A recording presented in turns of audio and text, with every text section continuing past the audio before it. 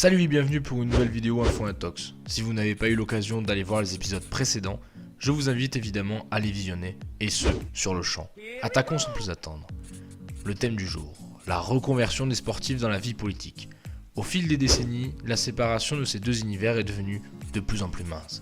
En effet, le développement des réseaux sociaux et de la médiatisation du sport permet à certains sportifs d'avoir une grande notoriété et une popularité pouvant rendre jaloux les politiques.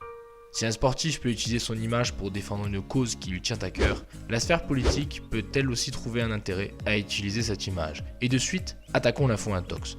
Tout d'abord, David Douillet, quadruple champion du monde et double médaillé d'or aux Jeux Olympiques, s'était engagé à la fin de sa carrière pour un parti centriste. Info ou intox ?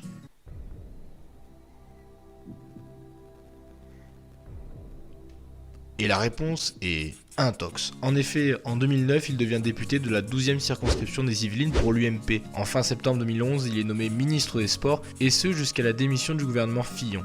Sa carrière politique est marquée par son opposition au mariage homosexuel, qui a donné l'occasion d'un débat à l'Assemblée nationale durant lequel a été lu une partie de son ouvrage où Douillet écrivait « On dit que je suis misogyne, mais tous les hommes le sont, sauf les tapettes. Bonne ambiance ». Passons à la proposition numéro 2. Le roi Pelé a été ministre de la Culture au Brésil. Info ou intox ?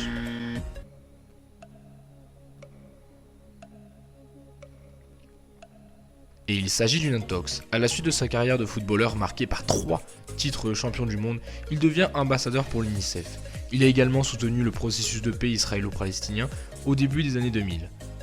Cependant, il n'a pas été ministre de la Culture mais ministre des Sports en 1995. Terminons avec la dernière proposition. Les frères Klitschko, Vitali et Vladimir ont eu des carrières de boxeurs incroyables. Proposition. Les deux frères sont chacun maires d'une ville en Ukraine. Info ou intox ?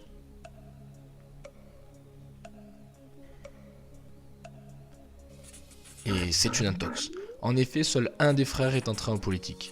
Vitali a pris la tête de l'Alliance démocratique ukrainienne et est élu au Parlement en 2012. Il est une des figures des manifestations Euromaïdan, protestation en faveur de l'intégration de l'Ukraine au sein de l'Union européenne. Puis en 2014, il devient maire de la ville de Kiev, la capitale. Vladimir, quant à lui, s'est orienté vers des activités entrepreneuriales et philanthropiques. En bref, nous avons pu voir que des grands sportifs parmi les plus grands de leur sport se sont reconvertis dans la politique. Ceux que nous avons étudiés ont tout de même accédé à des postes importants, ce qui montre un certain succès de leur reconversion. Dans une prochaine vidéo Info Intox, nous allons voir qu'il est possible de rater sa reconversion après une carrière sportive remplie de succès. Sur ce, je vous dis à bientôt, tout en espérant que cette vidéo vous aura plu.